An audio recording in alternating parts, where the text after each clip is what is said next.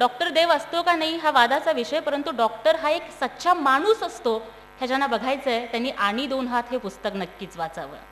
कारण सासरच्या जाचहाटानं ॲसिड पिलेल्या नवविवाहितेचे आदरणीय विनायक श्रीखंडे सरांनी प्राण वाचवले, परंतु तिची सासरच्या जाचहाटातून सुद्धा मुक्तता केली. आणि त्याचबरोबर ज्याप्रमाणे आकाशामध्ये 7 रंग एकत्र आले की इंद्रधनुष्य तयार होतं, त्याचप्रमाणे डॉक्टर, फिलॉसॉफर, शिक्षक, एक विचारप्रवर्तक, लेखक आणि वक्ता आणि त्याहीपेक्षा महत्त्वाचं म्हणजे एक सहृदय माणूस, हे सगळे गुण एकत्र आले की माननीय डॉक्टर श्रीखंडे सरांचं व्यक्तिमत्व तयार होतं.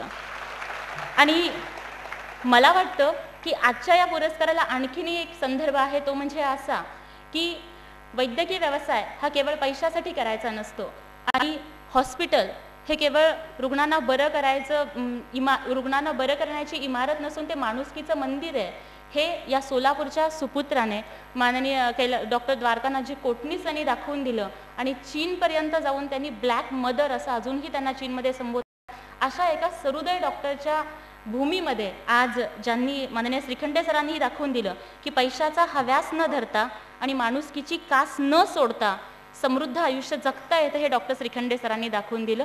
डॉक्टर कोटणीसांच्या भूमीमध्ये ते आले, मी त्यांचं स्वागत करते.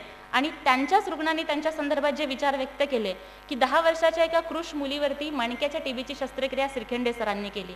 ती 10 वर्षाची मुलगी 20 वर्षाची नववधू बनून तळहातावरती मेहंदी घेऊन श्रीखंडे सरांना भेटायला आली आणि पाया पडून ती म्हणाली की सर, सिद्धिविनायकाला जाऊन आले, आता दुसऱ्या विनायकाचं दर्शन घ्यायला आले.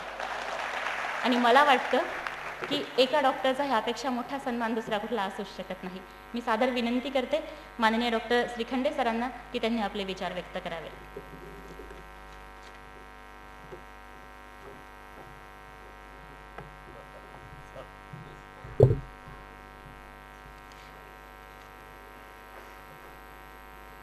माननीय नवरत्न दमानी, मान्य व्यासपीठ आणि साहित्यप्रेमी सोलापूरमधील मंडळी, मी पहिली शस्त्रक्रिया केली मार्च 54 मध्ये. गेले 55 वर्ष माझे हात शस्त्रक्रियेमध्ये गुंतलेले असताना मी आज साहित्याचा पुरस्कार स्वीकारत आहे, याचं वर्णन माझ्या शब्दाच्या पलीकडे आहे. मी पुस्तक का लिहिलं,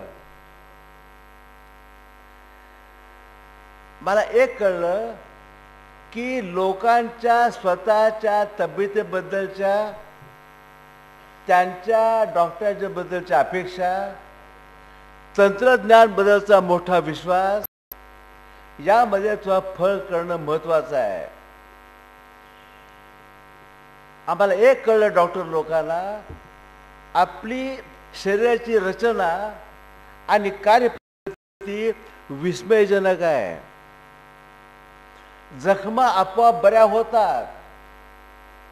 आम्ही कॅन्सर झालं जठर कापतो, त्याला आतडच जोडतो आणि ते पुन्हा 2 दिवसात भरतं.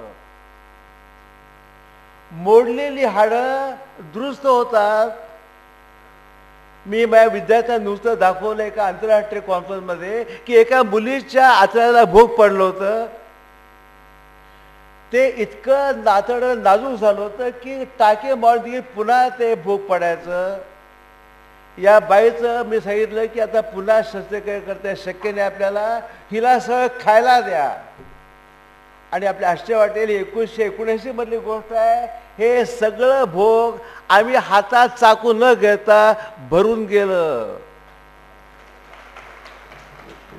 आमच्या त्या 800 लोकांना आश्चर्य वाटले की हा इतका आता वयस्कर झालेला ग्रस्त, तो 30 वर्षापासून गोष्ट इतके चांगलं सांगतोय. याचा अर्थ असा आहे, आपल्या शरीराला फार मोठं महत्त्व आहे. फक्त एक कर, चला ही जी नैसर्गिक देणगी दिली आहे त्याची थोडी काळजी घेत चला. 1958 साली लंडनमध्ये एका मोठ्या विख्यात डॉक्टरचं व्याख्यान झालं होतं आणि ते म्हणाले की आता गेल्या काही वर्षामध्ये वैद्यकीय शास्त्राने खूप बदल केले आहेत, पण तुम्हाला जर तब्येत चांगली ठेवायची असेल तर मी हे सांगेन की कृपा करून तंबाखूपासून दूर राहा. रोज व्यायाम घेत चला, भरपूर फळं खा, कृपा करून लठ्ठ होऊ नका आणि फळं खात चला. आणि डोक्यामध्ये जर फार तुम्ही जर अपेक्षा ठेवल्या नाही तर डॉक्टरांच्या शिवाय आणि औषधाशिवाय तुम्ही जगू शकाल. मी तुम्हाला आज हेच सांगणार आहे की हल्ली काय करतात लोक, काळजी करतात, काळजी घेत नाही. आणि काळजी केल्यामुळे काही कृती होत नाही. आम्हाला जी माहिती मिळाली आहे ते मी स्वतःहून समुदायाजवळ सांगावं, तो माझ्या रक्तामधला मास्तर गप बसत नाहीये, तरी मी फक्त 7 मिनिटच बोलणार आहे. पुस्तक लिहायला मी वेळ का लावला? एक तर आम्ही कामाला जुंपलेले बैल होतो, म्हणजे मी काही टीका करत नाहीये, पण ज्या कामामुळे लोकांना फायदा होतो, अक्षरशः 18 तास काम केलं मी डॉक्टर लोकांनी. पण दुसरं असं की मला एक PhD झाली विद्यार्थी भेटली होती. अगं म्हटलं मला पुस्तक लिहायची इच्छा आहे, काय वाटतं तुला? म्हणे की sir, if you want to write a book you must read at least 200-300 books. इथं आमची दांडी उडाली, कारण मी इतकी पुस्तक कधी वाचलेली नव्हती, वाचायला वेळ नव्हता मला. आणि मग म्हणते you must write 8 hours a day for 3 years. आणि मग कदाचित पुस्तक असं होईल की लोक वाचू शकतील. मला तेव्हा कळलं एक्सपर्टचा सल्ला घेऊ रे आपण.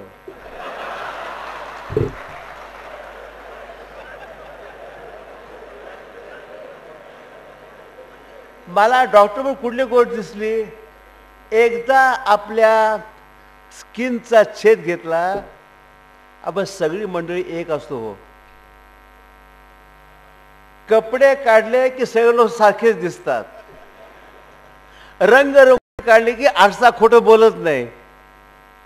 आणि आम्ही रोज बघतो आपण सगळे लोक एक आहोत, पण मला दुर्दैव वाटतं गेल्या शतकामध्ये 120 कोटी लोकांचा संहार करण्यात आला. जात, धर्म, रंग आणि नॅशनॅलिटी. आम्ही एका बाजूला एका माणसाचा जीवन वाढवण्याकरता प्रयत्न करत असतो आणि इथं बेछूट लोकांना मारलं जातं. युरोपमध्ये जेव्हा गेलो तेव्हा वाटलं की या काय 50-60 डूनचा जो त्याचा नाश करण्यात आला, पोट ढवून येतं. तर माणसाला सुधारल्याशिवाय शास्त्र आपल्याला संहार करणार आहे. एक चार्ली चॅप्लिनचं वाक्य असं आहे की माणसातल्या माणुसकीपेक्षा शास्त्र फार फास्ट चाललेलं आहे. म्हणजे असं की अश्व हा जीवनाचा वाऱ्यापरी गती ती, नाही लगाम हाती रिकिबीत पाय नाही. शास्त्र फार पुढे चाललेलं आहे. माणुसकी वाढल्याशिवाय शास्त्र संहार करणार आहे. आम्हाला अनेक कळतं माणसांचे सगळे अवयव सारखंच काम करत असतात. माझं हार्ट काय, रामदासाचं हार्ट काय, किडनी काय, लिव्हर काय, फक्त कुठला काम वेगवेगळं करतो? मेंदू. हिटलरची किडनी, गांधींची किडनी आणि जॉर्ज केनेडीची किडनी एकत्र काम करत होत्या. परंतु ज्या गांधींनी नौखालीमध्ये लोकांचे प्राण वाचवले, त्या काळामध्ये इंग्लंडला विरोध करणारा हिटलर लोकांचा संवाद करत होता. तर आपला मेंदू कसा काम करतो ते मात्र नैसर्गिक नसतं. ते काम असतं आई वडिलांचं काम असतं. पहिल्या 8 वर्षामध्ये मुलाची धारणा होत असते. तर मुलाला असं शिक्षण द्या, आपण माणसं आहोत आणि मेंदूला शिक्षण देण्याकरता उत्तम साहित्य तयार करणं महत्त्वाचं आहे. द्वेष नको, अहंकार नको आपल्याला. जर आपण मेंदूची वाढ उत्तम करू शकलो आणि तेही कुठली डिग्री न घेता. आपल्या बहिणाबाईंचं काय कविता आहे की जो दुसऱ्यासाठी झिजला त्याला स्वतःमध्ये देव दिसला. दुसऱ्यांच्या करता अपेक्षा न ठेवता काम करणं.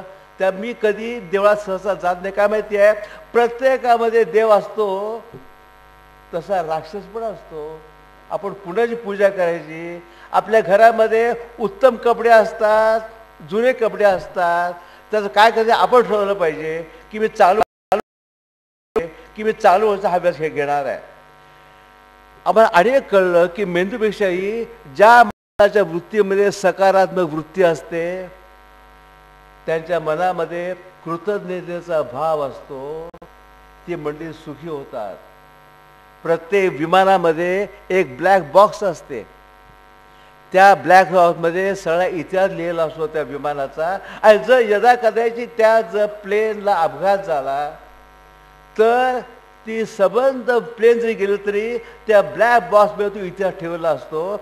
अशीच एक बॉक्स कुपी आपल्या अंतःकरणामध्ये असते. ती ब्लॅक बॉक्स का white box depends on your black deeds or the white deeds. नाही तर आम्ही काढण्याशिवाय काय ऑपरेट, अरे ॲपिडिस काढून टाकू आपण आणि खिसे भरायचे. या डॉक्टरला कधी सुख मिळणं शक्य नाही. आम्ही रोज बघतो की असंख्य तक्रारी, झोप येत नाही हो, झोप करून देखील काय उत्साह वाटत नाही मला, चहाची चव येते पण चहा घेत असतोच.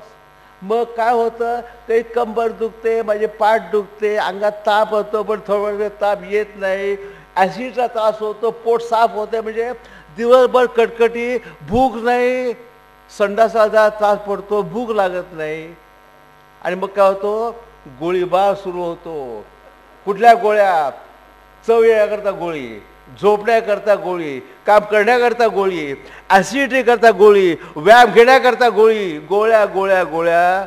यात एक असं आहे की ज्या माणसाचं मन शांत नाही, शांत मन कशाकरता होतं, चांगल्या कृती करून.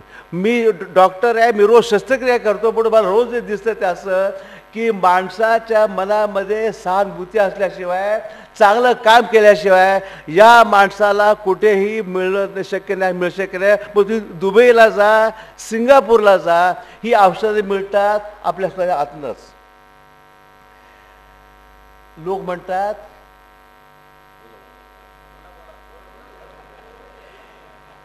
की माणसावर प्रेम आणि वस्तूंचा वापर हे सुखी जीवाचं सूत्र आहे. पण जेव्हा वस्तूंच्यावरचं प्रेम वाढतं तेव्हा माणसाचा वापर केला जातोच. जो शोषणानं समृद्ध होतो तो जीवाला अंधकार देत असतो. मी पुन्हा डॉक्टर म्हणून बोलतोय, मी शस्त्रक्रिया करणारा डॉक्टर म्हणून दिसते की हे मनामध्ये जे आश्वासन दिसतंय, ती बा काय चाललेलं आहे, गोंधळ. माणसं माणसापासून दूर गेली आहेत. नवरा बायको दूर गेले त्याला म्हणतात घटस्फोट. पण एकत्र राहून देखील लोक दूर गेले असतात. मुलाला आई वडिलांच्याबद्दल काय वाटत नाही, शेजारी कोण आहे आपल्याला माहीत नाही. इतका गोंधळ झालाय की आता काय झालंय की नॅशनल म्हणाले ते विश्वची माझे घर. आता काय झालंय, माझ्या खोलीमध्ये लॅपटॉप आहे, कॉम्प्युटर आहे, सेलफोन आहे, रिमोट कंट्रोल टेलिव्हिजन आहे, आणि मला वाटते माझी खोली हे माझं विश्व आहे.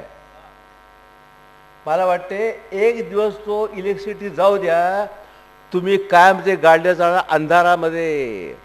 आमचं जे आज जीवन जे सुखकर झालेलं आहे त्याकरता अनेक लोकांचे, अनेक पिढ्यामधल्या लोकांचे काम केलेलं आहे. मी माझ्या मुलांना शिकवत होतो की मुंबईहून पुण्याला जाताना तो घाट बांधताना 26,000 लोक मृत्यू पावले होते. साप चावून, टिटॅनस होऊन, वाघाने खाती पडून. या लोकांच्या बद्दल आपल्या मनामध्ये थोडा कृतज्ञता नसेल, या माणसाला सुख मिळणं शक्य आहे का? तर एक शिकवा, कृतज्ञता शिकवा आमच्या मुलांना. तुम्ही तब्येत भाषा, आमच्याकडे अशी उदाहरणं आहेत की अतिशय वाईट झालेला रोग देखील माणसाच्या सकारात्मक वृत्तीमुळे, त्याच्या उत्साहामुळे लोक बरे झालेले आहेत. हा चमत्कार नाही, या विचार करा. या मेंदू इतकी तुफान शक्ती असते, फक्त दुर्दैवानं या मेंदूचा वापर केला जात नाही. आपला मेंदू कोण वापरतं, जे बघतो ते. आणि का आपल्या ज्या नवज असतात त्या मोठमोठ्या नवज असतात. तर विचार करा, विचार करा, शिका, चांगल्या लोकांची भेट घ्या, चांगलं साहित्य वाचा, कदाचित तो आमच्या यावं लागणार नाही.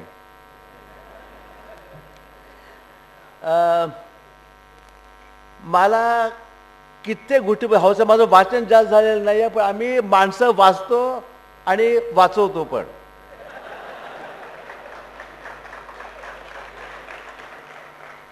मार्क इंग्लिश नावाचा एक न्यूझीलंडर आहे, तर काही 45 वय असेल, आणि न्यूझीलंडमधला सगळ्यात उंच डोंगर त्याची इच्छा होती, पण दुर्दैवाने तो अडकला गेला. 15 दिवस तो बर्फ अडकला गेला आणि त्याचे 2 पाय कापावे लागले. परत आला, त्यांनी बसवले आर्टिफिशियल लेग्स. नाही, परत गेले पाहिजे मला. आणि हा मनुष्य गेला त्या न्यूझीलंडमधल्या अशा उंच डोंगरावर विथ आर्टिफिशियल लेग्स. तेव्हा त्या मला काय विचारला माहिती आहे का, इथं आलोय, व्हाय नॉट माउंट एव्हरेस्ट. काय बघा त्या माणसाची जिद्द असेल, आणि आपले आश्चर्य वाटेल, त्यांनी ज्या 2 आर्टिफिशियल लेग्सनी 15 मे 2006 गेला माउंट एव्हरेस्टवर. पुढे त्याला शेवटचे 200 मीटर त्याचे पाय रुतायला लागले, त्याचे पाय काढले आणि तो रांगत वर गेला. आणि आपण पाय असलेले लोक हल्ली आम्हाला लिफ्टच्या वर जाता येत नाही. टेलिव्हिजन दिवाळखान्यामध्ये आला, आम्ही बोलणं विसरलो. ईमेल आला, पत्र लिहिता येत नाही. गचा अशामध्ये कार्ड किती छान वाटतं. आता ही आणि हाय, मला वाटते की शास्त्र फार महत्त्वाचं आहे, परंतु त्यापेक्षा कोण महत्त्वाचं आहे, माणुसकी. आणि एक मार्क इंग्लिश तो आता इथे येणार आहे 10 जानेवारीला, मी भेटणार त्याजवळ, मला हौस आहे लोकांना भेटायची. तर त्याचं वाक्य असं होतं की mountains are not climb by legs but they are conquered by hearts. आमच्या पुस्तकाचं नाव आहे आणि 2 हात. त्यामुळे आणि म्हणजे काय, म्हणजे जर फक्त 2 हात असतील आणि हा भाग नसेल तर हाल होतात. तर आणि 2 हातचा अर्थ असा, डॉक्टर मला माणूस चांगला असावा, त्याच्या वृत्तीमध्ये निर्णय घ्यायची शक्ती असावी, आणि निर्णय घेता येणं ही ह्याचा बुद्धिमध्ये याचा it reflects upon the character of a man. पण एक विचार करा की ज्या समाजामध्ये दिल्लीपासून गल्लीपर्यंत अनाचार मानलेला आहे, त्या ठिकाणी डॉक्टरनी मात्र संत असावं, हे वाटणं चूक नाही काही, पण शक्य आहे का. अल्टिमेटली आम्ही जे डॉक्टर लोक आहोत ते आपल्यामध्ये आलेले लोक आहोत. तेव्हा आपण जेव्हा दुसऱ्यांच्या टीका करतो, विचार केला पाहिजे आपण की ही टीका मी करणं योग्य आहे का. माझ्या वडिलांनी मला एक सांगितलं होतं की Kishor, be an extraordinary surgeon for ordinary man. माणसाला एक ध्येय लागतं, मी काय करणार आहे की मी पेशंटला मदत करणार आहे का पेशंटचा मी वापर करणार आहे. पण हे मात्र विचार प्रत्येक केला पाहिजे. मला काल छान वाटलं, दामानीच्या मिलमध्ये एक स्ट्राईक झाली आतापर्यंत. मला फार छान वाटतं की प्रत्येक क्षेत्रामध्ये उत्तम लोक आहेत, दामानी आहेत, आपण सगळे लोक आहोत त्यामध्ये. तर दुसऱ्यांच्यावर टीका न करता मी कसं वागावं हे न बोलता आपण दाखवलं पाहिजे. आणि आज तुम्ही माझं सामाजिक कौतुक करता काय सांगू का, मला लिहायची सवय नाही आहे. माझे हात छान काम करतात, पण हातामध्ये चाकू असताना. आता मी लेखणी घेतली, कुठे वाटतं there is something called destiny in life. म्हणजे आजच्या भावना काय आहेत, पाऊस असा आला की अद्याप थांबला नाही, पाऊस असा आला की अद्याप थांबला नाही, या अशा पावसासाठी सोसाला उन्हाळा होता. धन्यवाद.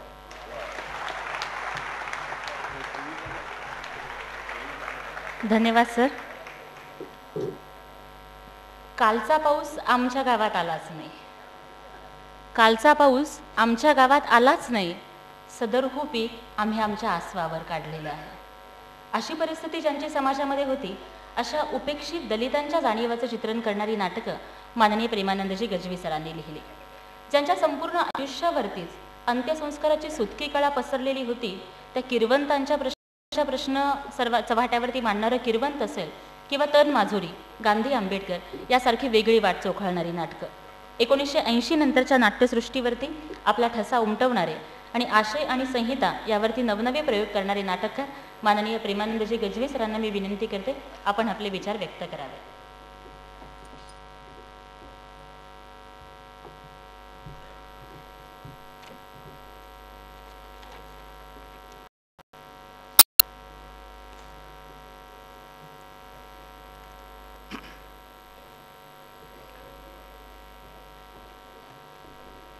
भैरूरतन दामानी साहित्य पुरस्कार विजेते तिन्ही आता मित्र झालेले साहित्य क्षेत्रातील दामानी बंधू आणि हा पुरस्कार सोहळा गेली 20 वर्ष सोलापूरमध्ये ज्या निष्ठेने, मी असा शब्द वापरेन की आपले काम आहे आणि ते प्रामाणिकपणे सातत्यानं परीक्षक नेमण्यापासून ग्रंथ मिळवण्यापासून तर कोण कुठे वेगळं काहीतरी करतो आहे का याचा शोध घेणारे आमचे मित्र रामदासजी फुटाणे. खरं म्हणजे मी या कार्यक्रमाला अचानकच ते असं म्हणाले की आमचा जो सगळा पुरस्कार सोहळा असतो तो नियोजित म्हणजे अध्यक्षाची निवड झाल्याच्या नंतर त्यांच्या हस्ते होत असतो. आणि आता प्रसंग असा आलेला आहे की दोन्ही उडबी तुमच्या समोर आहेत आणि खूप आनंद झाला मला की या निमित्तानं दभींच्या बरोबर त्यांचा एक ज्युनियर असला तरी सहकारी साहित्य क्षेत्रातला काम करणारा आणि ज्यांना पुरस्कार मिळाले, मग खूप खरं म्हणजे आम्ही आता काही बोलायची खरं तर काही आवश्यकता नाही. तिन्ही विजेत्यांनी त्यांची मनोगत इतकी छान स्वच्छ आणि आम्ही का लिहितो कशासाठी लिहितो याचं भान एकदा दिल्यानंतर खरं म्हणजे आम्ही हे बोलणं म्हणजे फारसं काही औचित्यपूर्ण ठरणार नाही, परंतु एक भावना व्यक्त करणं फार आवश्यक आहे. दामाने पुरस्कार यावर्षी कोणाला मिळतील ही चर्चा वर्षभर साहित्य वर्तुळामध्ये चाललेली असते. आम्ही मुंबईमध्ये बोललो असताना की यावर्षी कोणाला मिळणार, कुठले साहित्य म्हणजे आत्मकथन असेल, कविता असेल, कादंबरी असेल, आणखी काय. पण कविता, कथा आणि कादंबरी या क्षेत्रामध्ये सातत्याने असले पुरस्कार मिळतात आणि माझ्यासारखा नाटकातला माणूस आपल्याला का बरं दामाने पुरस्कार मिळत नाही याची वाट बघत असतो. हे वाट बघणं एवढ्यासाठी की या पुरस्काराचं महत्त्व तेवढं आहे. एखाद्या वेळी राज्य शासनाच्या पुरस्काराबद्दलची वाट नाही बघेन असं होतं. एखाद्या गोष्टीचं मूल्य तिथं जी माणसं काम करतात ती वाढवत असतात आणि हे वाढवणं ही शक्ती ही फार महाराष्ट्राचं मोठं बळ आहे. आणि मला एक खूप मोठा एक वेगळा आनंद की महाराष्ट्रामध्ये तुम्हाला माहिती आहे मराठी भाषेच्या बद्दलचं आपण सगळे मराठी माणसं, मी सुद्धा, की फार आणि प्रत्येकाचीच भाषा ज्याची जी असेल ती म्हणजे एखादा आदिवासी गावाकडे असेल डोंगरात राहत असेल तर त्यालाही त्याची भाषा जपली पाहिजे असा आतून एक आंतरिक आवाज हुंकार त्याच्या मनामध्ये उमटत असतो, तर माझ्याही मनामध्ये उमटत असतो. परंतु ज्या पद्धतीनं मराठी साहित्यासाठी आता तुम्हाला माहिती आहे आणि आपण फार डॅम्बिस माणसं आहोत, जात शोधत फिरत असतो स्वतःच्या जातीच्या सकट. पण मारवाडी म्हणजे काय धंदा करायचा आपला उत्तम चाललेला आहे, कशाला मराठी साहित्य आणि काय फरक पडणार आहे. समजा नाही मराठी साहित्याला पुरस्कार दिला यांचं काही बिघडणार नाही आहे, पण साहित्याचं बिघडू शकतं. आणि याचं भान खूप मोठा आनंद झाला की 3 पिढ्या रंगमंचावरती इथे उपस्थित होत्या. आणि मला वाटत नाही की जोपर्यंत दामानी ब्रदर्स त्यांची मुलं नातवंड पुढे आहेत हा पुरस्कार सतत महाराष्ट्रभर चालत राहील आणि तो चालत राहील याच्याबद्दल मला पूर्ण खात्री आहे. अतिशय महत्त्वाचं काम. आणि जी मुलं आता तरुण बघितली तुम्ही कॉलेजमध्ये काहीतरी शिकतात आणि ज्यांनाही भान आलेलं असेल की जी परंपरा सुरू झाली आपल्या घराण्यामध्ये, आणि आपण तर घराणेवादी आहोतच, मी इथे हा शब्द चांगल्या अर्थाने वापरतोय. आणि आनंद आपल्याला असला पाहिजे. आणि ज्या पद्धतीने सगळं काम चाललेलं आहे त्याचाही मला खूप आनंद झाला. खूप लेखन करणारी माणसं आहेत, खूप कवी आहेत, आणि कवींच्याबद्दल मला नितांत आदर आहे. कारण बरेचदा कवी भेटले की असं विचारतात, काय एक नवीन कविता केली कालच. आता हा ऐकवणार आपल्याला अशी भीती वाटते. सुरू पण होतं, का नाही आवडली तुम्हाला? नाही, मला जरा कळली नाही तुमची कविता. असे अनेक गोष्टी अशा. कथेच्या बद्दल तेच आहे. कादंबरीच्या क्षेत्रामध्ये खूप आहे. नाटकात तर तुम्हाला सांगतो, इतकी नाटकं लिहिली जातात. महाराष्ट्र राज्य नाट्योत्सवामध्ये 300-350 नाटकं लिहिली जातात. आणि व्यावसायिक रंगामध्ये तुम्हाला माहिती आहे, मराठी रंगभूमी आता चालत नाही, फारशी बुकिंग होत नाही. मग सांगितलं की धंद्यासाठी काय करा. मी डॉक्टरांनी फार छान सांगितलं की मी वाचतो, लोकांना वाचवतो. साहित्यामधले असंच आहे. रामदासांच्या बद्दल सगळं तत्त्वज्ञान सांगितलेलं तुम्हाला माहिती आहे. मागच्या वर्षी काय झालं ते आपण बरेचदा कसं म्हणतो की वाद कशाला वाढवावेत, पण वादातून जीवनाच्याकडे बघण्याची जर चांगली दृष्टी मिळत असेल तर आपण वाद केले पाहिजेत आणि चांगल्यासाठी केले पाहिजेत. ज्यांचं आत्मकथन म्हणजे एक स्त्री दुःख भोगते आहे, आई कशी असू नये याचं चित्रण. बरं, आम्ही वाचलेलं असलं अधिक जास्त बोलता आलं, जे वर्तमानपत्रानं वाचायला मिळालं तेवढंच. तो खूप छान पुस्तकं आणि चांगल्या पुस्तकांना पुरस्कार मिळाले आहेत असं मला तरी आत्ता या क्षणी तरी, म्हणजे मी वाचले नसताना सुद्धा, की ज्या पद्धतीने यातून लेखन व्यक्त झालेलं आहे त्याचा खूप मला आनंद झालेला आहे. आणि सरांनी फार चांगलं सांगितलं, माणसाने मेंदू वापरला पाहिजे. मेंदू वापरण्याची किमया 2500 वर्षापूर्वी बुद्धानं या देशामध्ये सांगितली. आपण बुद्ध बाजूला का केला मला अजून कळलेलं नाही. तो असं म्हणाला की अत्तदीप भव, तुझा प्रकाश तू हो, म्हणजे मेंदूच वापर असं सांगितलेलं आहे. पण मेंदू वापरण्याची आपल्याला सवय राहिलीच नाही. त्याने आणखी एक चांगला मुद्दा मांडला की आम्ही माणसं वाचवतो आणि बाहेरचे लोक माणसं मारतात. कुठून आलं हे सगळं माणसं मारण्याचं शस्त्र? आमच्या प्रत्येक देवाच्या हातामध्ये शस्त्र आहे, त्यातून हे आलं आहे का? गंभीरपणे विचार करण्याचा प्रश्न आहे. देव मलाही आहे, देव तुम्हाला आहे, प्रत्येकाला आहे, पण देवाने माणसाला बुद्धी जी दिली ती कशासाठी दिली? चांगलं करण्यासाठी दिलेली असेल तर मग वाईट का घडते? आणि सातत्यानं जगभर, फक्त भारतात घडते असं नव्हे. इराकमध्ये काय झालं, आणखी कुठे कुठे रोज पाकिस्तान, आणखी आत्ता काय चाललेलं आहे, हे कुठून काय? माणूस इतका क्रूर का होतो? आणि माणसातलं क्रूरपण हे घालवण्यासाठी साहित्य त्याचा अत्यंत चांगला उपाय आहे. आणि म्हणून साहित्य वाचलं पाहिजे. आणखी एका गोष्टीचा मला एक आनंदाने उल्लेख करावा लागेल की ज्या पद्धतीने हा कार्यक्रम सोहळा सुरुवातीला स्वागत गीत झालं, सगळ्या गोष्टी झाल्या, आणि निवेदक मी खरं एक बरेचदा आम्ही असं म्हणतो की निवेदक जरा कार्यक्रमामध्ये व्यत्यय आणतात.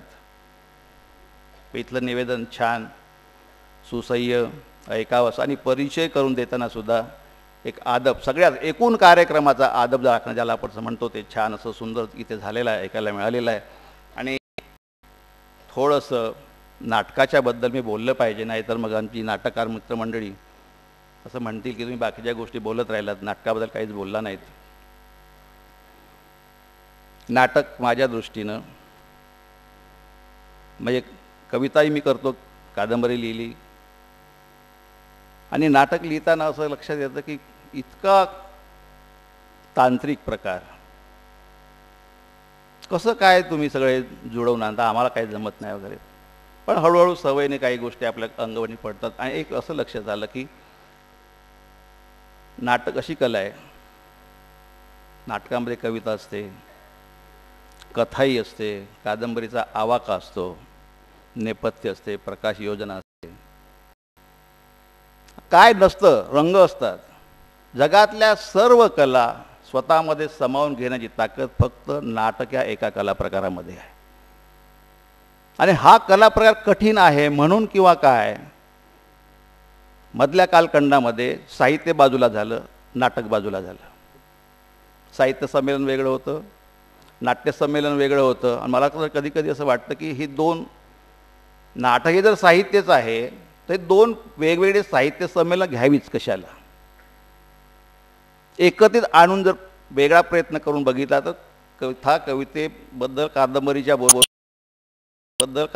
बरोबर नाटकसुद्धा एकत्रित प्रवाह करू शकेल, विचार करू शकेल आणि यातून काहीतरी एक चांगलं घडू शकेल. म्हणजे दोन तट, म्हणजे नाटकवाले बाजूला, इकडे साहित्यिकवाले बाजूला, ही जी दरी आहे, आपण कधी कधी असं म्हणतो की हे सगळे मतभेद मिटवले पाहिजेत आणि एकत्रित आलं पाहिजे, अशा प्रकारचं काही काम आपण सगळ्यांनी मिळून केलं तर मला असं वाटतं की मराठी साहित्य जे आज ज्या उंचीवर आहे, इथून पुढचा प्रवास एकत्रितपणे जर केला तर त्याला खूप चांगलं फळ प्राप्त होईल अशी इच्छा व्यक्त करतो आणि थांबतो. धन्यवाद.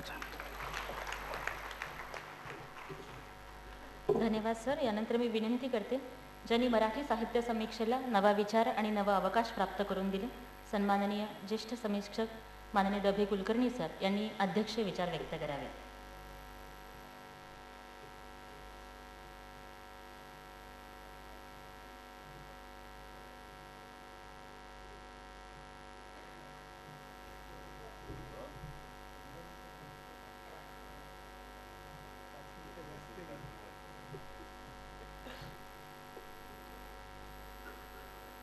मित्र,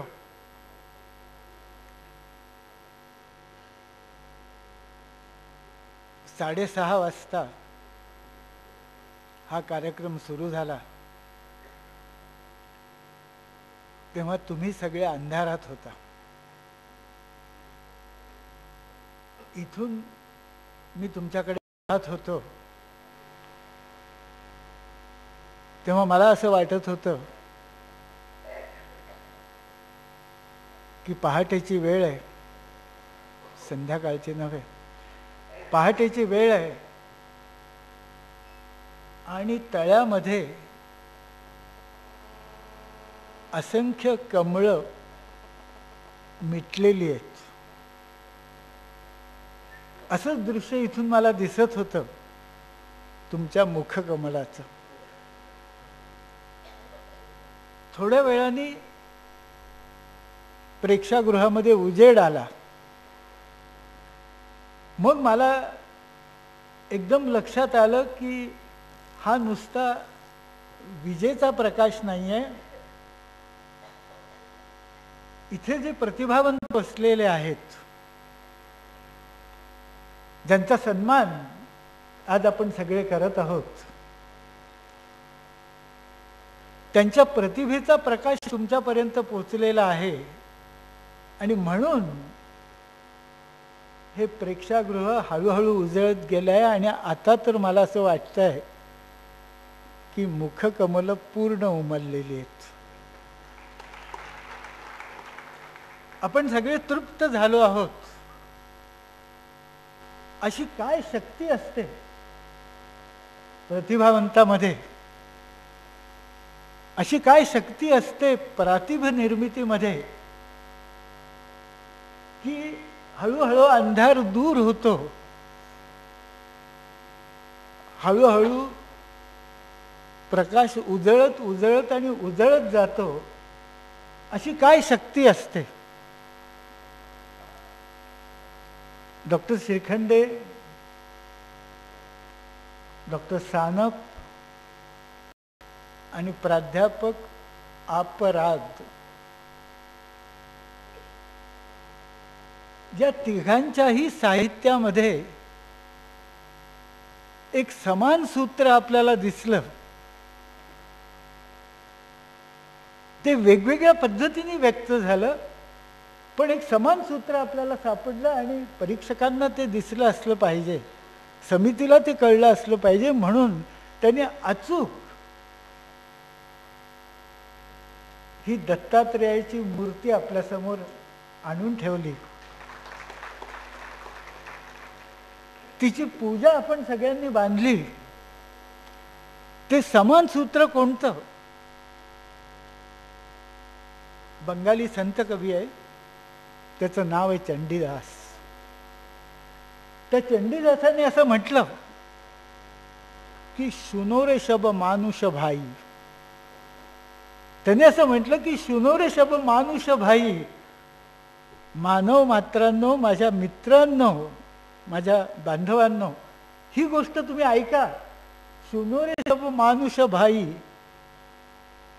सबार उपरे माणूस तहार उपरे काही नाही. या जगामध्ये सगळ्यात मोठी गोष्ट कोणती असेल तर माणूस आहे आणि त्याच्यापेक्षा वर दुसरं काहीच नाही आहे. हे या तिघांनीही आपापल्या पद्धतीनं सांगितलं. एकानं आपल्याला सांगितलं की माझ्या हातात शस्त्र आहे, ते पैसा कमवण्यासाठी नाही आहे, प्रसिद्धी कमावण्यासाठी नाही आहे. जेव्हा अत्यावश्यक असेल तेव्हाच ते मी शस्त्र चालवतो आणि माणसाला सुखी करतो.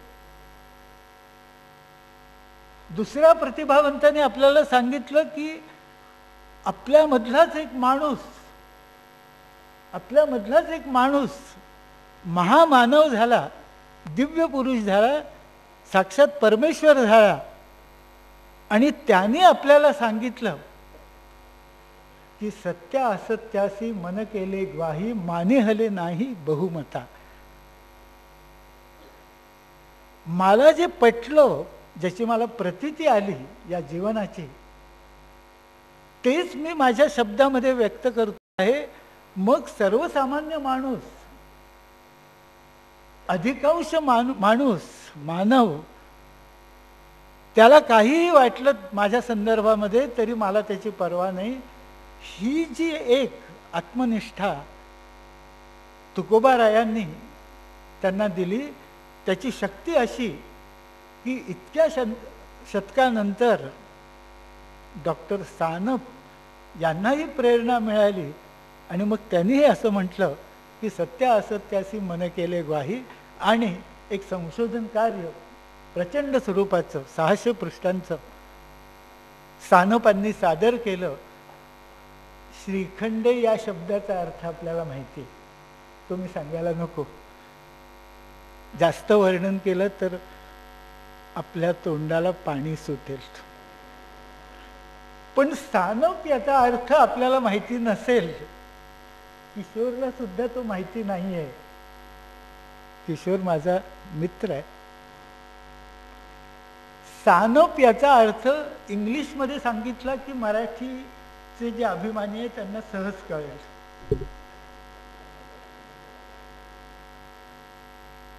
म्हणजे छायाप्रत करून आण असं म्हटलं तर मराठी माणसाला कळत नाही. झेरॉक्स करून आण म्हटलं तर तो म्हणतो साहेब असं मराठीत बोला की. तसं सानप याचा अर्थ आहे क्यूट. क्यूट म्हणजे लहान आणि सुंदर अशी वस्तू जेव्हा असते तेव्हा त्याला आपण क्यूट म्हणतो आपल्या मराठीमध्ये.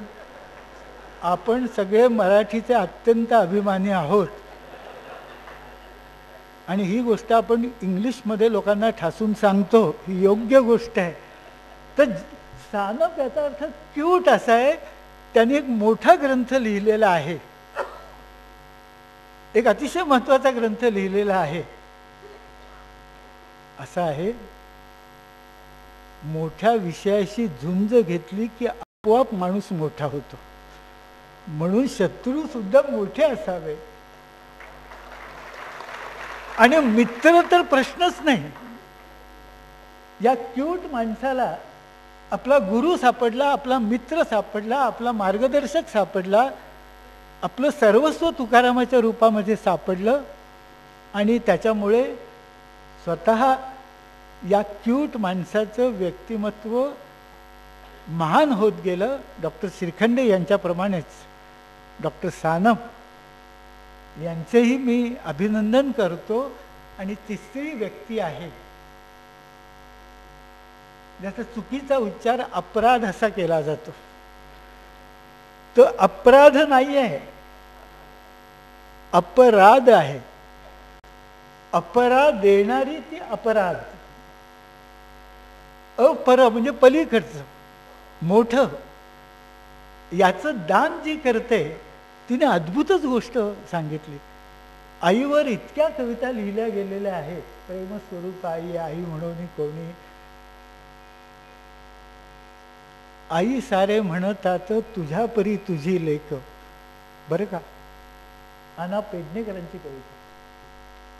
आई सारे म्हणतात तुझ्या परी तुझी लेक, तूच एक जाणशील माझी चूक माझी भूक. अशी सुंदर कविता आईवर लिहिली जाते आणि त्याच्या अगदी उलट अनुभव दुर्दैवानी आशाबाईंना येतो.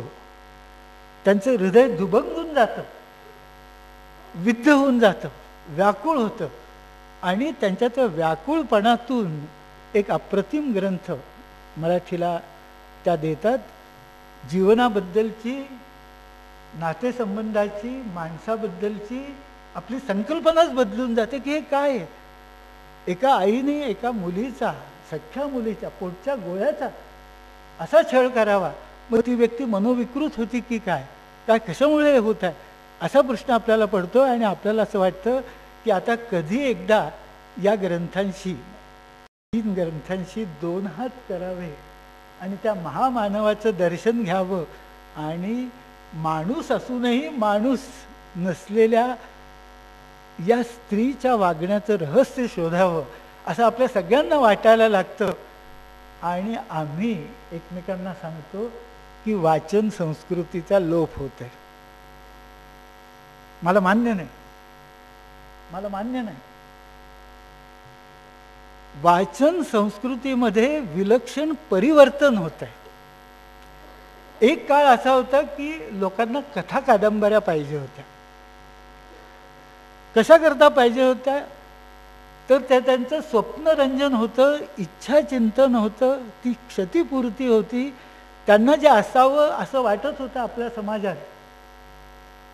त्यांना काय वाटत होतं 60-70 वर्षापूर्वीच्या तरुण तरुणींना की आपलं प्रेम जुळावं, आपला प्रेम विवाह व्हावा आणि आपण काय म्हणतात तो मधुचंद्र साजरा करावा, अगदी सहस्रचंद्र दर्शन येईपर्यंत तो चालू राहावा,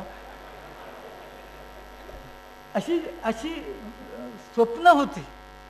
आणि त्याची परिपूर्ती ज्या कथा कादंबऱ्यामध्ये 60-70 वर्षापूर्वी होत होती, वाचक ते वाचत होते कारण करमणुकीची साधनं कमी होती.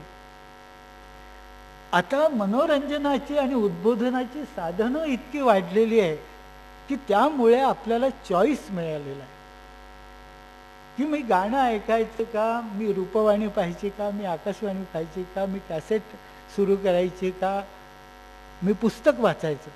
त्यामुळे ग्रंथ संस्कृतीचा लोप होत नसून ती अधिकाधिक शुद्ध होते. आणि एखादी गोष्ट शुद्ध होते तेव्हा तिचा थोडा संकोच होतो. मग आजच्या वाचकाला काय हवं असतं? आजच्या वाचकाला स्वप्नरंजनात्मक साहित्य नको असतं. आजच्या वाचकाला वास्तववादी साहित्य हवं असतं. माझ्या आवडत्या कवींनी वर्णन केलेलं आहे, त्या सगळ्याची प्रचिती आपल्याला येईल. वृत्तपत्रांचे रकाने वायद्यांनी भरत होते. बरं का? वृत्तपत्रांचे रकाने वायद्यांनी भरत होते, अन किड्या मुंग्यांप्रमाणे लोक साधे मरत होते. अन किड्या मुंग्यांप्रमाणे लोक साधे मरत होते, कोण त्या न्यायालयी मी न्याय मागायास जाऊ. कवी हताश होऊन म्हणतोय की कोण त्या न्यायालयी मी न्याय मागायास जाऊ. मी जिथे गेलो तिथे ते रामशास्त्री चरत होते. तळतळाट त्या कविता, त्या कवीचं नाव आहे सुरेश भट. तळतळाट त्याचा. आता ही कविता कोण नाकारेल? कारण ही वास्तववादी कविता आहे. वृत्तपत्रांचे रकाने वायद्याने भरत होते कोणते मी सांगायला नको, तुम्हीच मला सांगा. आणि रोजच्या रोज माणसं किड्या मुंग्यांप्रमाणे मरताहेत ते आपण पाहतोय, वाचतोय, टी व्हीवर पाहतोय, रूपवाणीवर पाहतोय, आकाशवाणीवर ऐकतो, वृत्तपत्रात वाचतोय. तळतळाट होऊन आपण म्हणतो की याच्या विरुद्ध काहीतरी करावं. तर कोण त्या न्यायालयी मी न्याय मागायास जाऊ. मी जिथे गेलो तिथे ते रामशास्त्री तरत होते. ज्यांच्याकडे न्याय मागायला जावं आणि जे रामशास्त्र्याच्या आसनावर बसलेले आहेत त्याच्याबद्दल मी बोलत नाही. पण आपली सगळ्यांची वेदना, जीवनाचं वास्तव या कवितेने मांडलेलं आहे. ती कविता आपल्याला आवडतेच, ती कविता आपल्याला आवडतेच, ती आपल्याला जाऊन भिडतेच. आजच्या वाचकाची मागणी वास्तववाद ही आहे. एखादा डॉक्टर जेव्हा काही लिहितो, एखादा इंजिनियर जेव्हा काही, अभियंता मी म्हणत नाही कारण तुम्हाला तो इंग्लिश शब्द कळणार नाही, एखादा डॉक्टर काही लिहितो, एखादा इंजिनियर काही लिहितो, एखादा वकील काही लिहितो, तेव्हा तो जीवनाचा लचकाच तोडून आपल्या समोर ठेवत असतो. तिथे स्वप्नरंजन नसतंच, तिथे वास्तव, तिथे घटित, तिथे सत्य आपल्या समोर तो मांडत असतो. आणि मराठीच्या सुदैवाने आज असं साहित्य फार मोठ्या प्रमाणात निर्माण होत आहे, ही आनंदाची गोष्ट आहे. अनेक डॉक्टर, अनेक वकील आणि विविध क्षेत्रातले लोक साहित्य निर्मिती करताहेत, विशेषतः अनुभव कथन आणि आत्मचरित्र लेखन.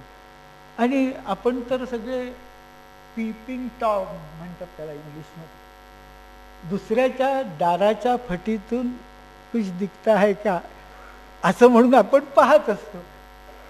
भांडणाचा आवाज आला तर पहिल्यांदा आपण आपल्या घरातल्या लोकांना म्हणतो की शेजारी खरंच भांडण चालू आहे की टी व्हीवरचं भांडण आहे.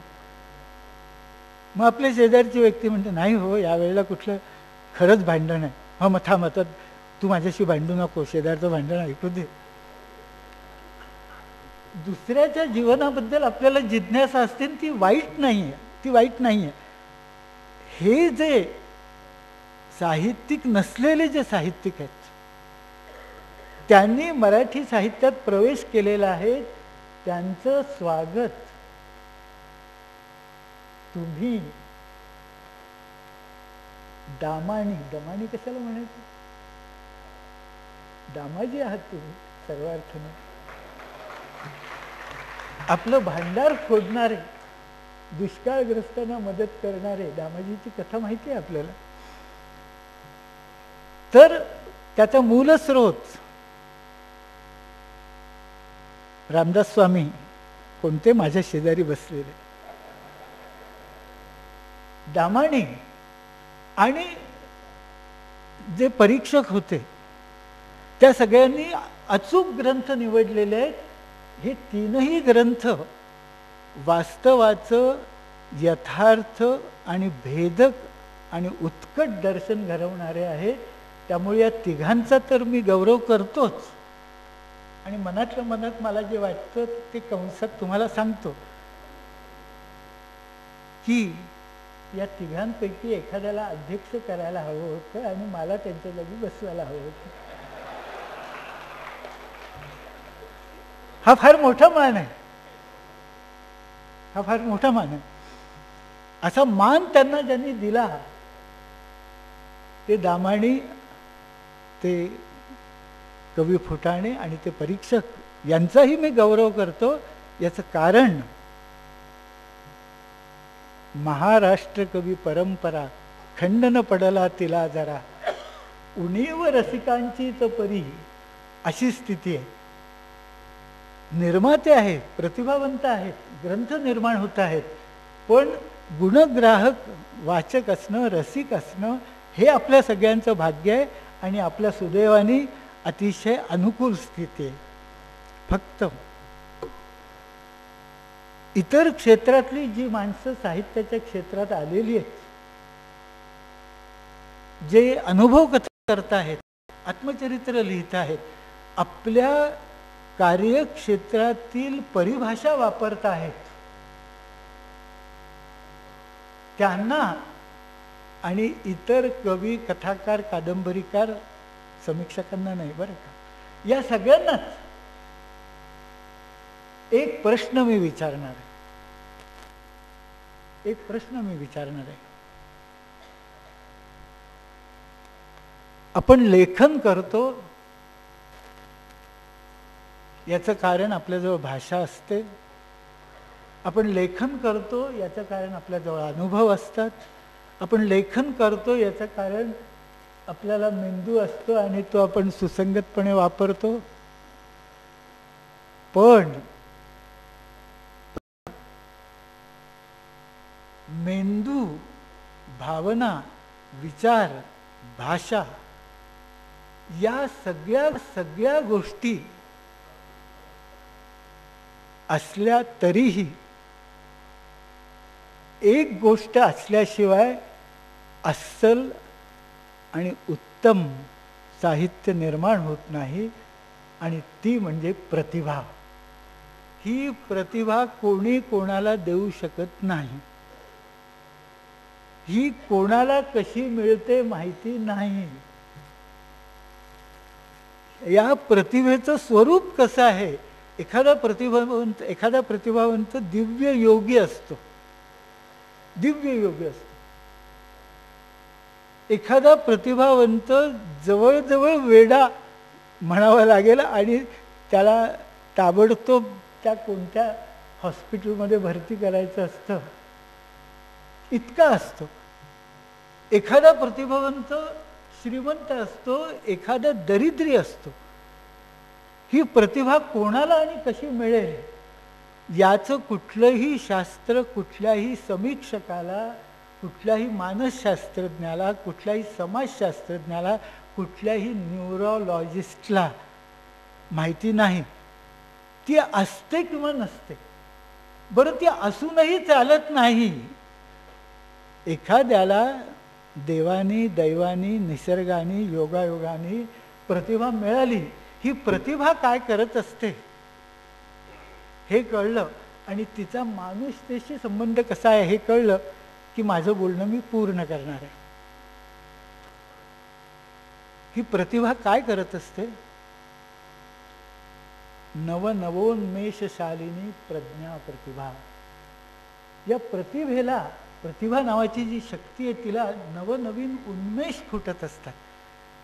ती नवनवीन रूप धारण करीत असते. आता वास्तव जे सत्य आहे, ज्याचा अनुभव आपण सगळे घेऊ शकतो, मग तो वकिलीतला असो, तो डॉक्टरकीचा असो, तो मास्तरकीचा असो, आणखी काय काय असेल मला माहिती नाही. हे वास्तव आपल्याला माहिती असतं आणि ते आपल्याला हवं असतं. आणि ते जेव्हा एखादा माणूस आपल्या आत्मचरित्रात, अनुभव कथनामध्ये आपल्या क्षेत्राचा परिचय परिभाषेत तुमच्या आमच्यासारख्याला करून देण्याकरता, वैज्ञानिक असो, खगोलशास्त्रज्ञ असो,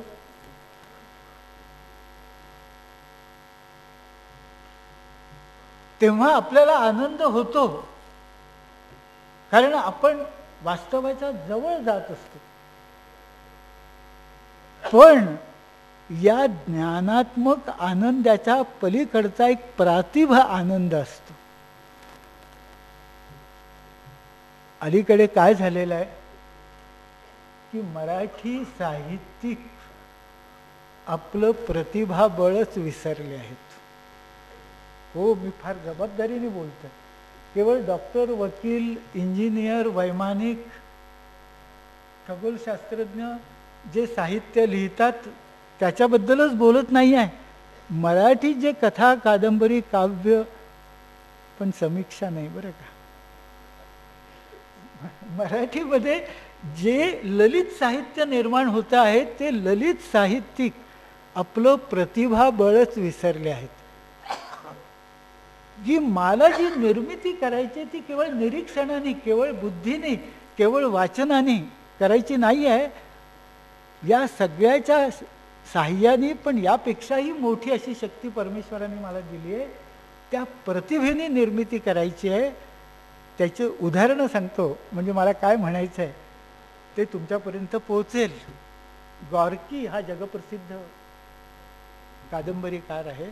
त्यांनी आत्मचरित्र लिहिलं आहे.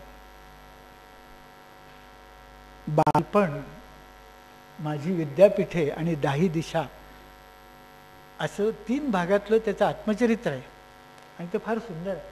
त्याच्यात त्यांनी एक प्रसंग असा दिला आहे पहा. वास्तवता आणि प्रातिभाकलन याच्यातला फरक सांगतोय मी आपल्याला.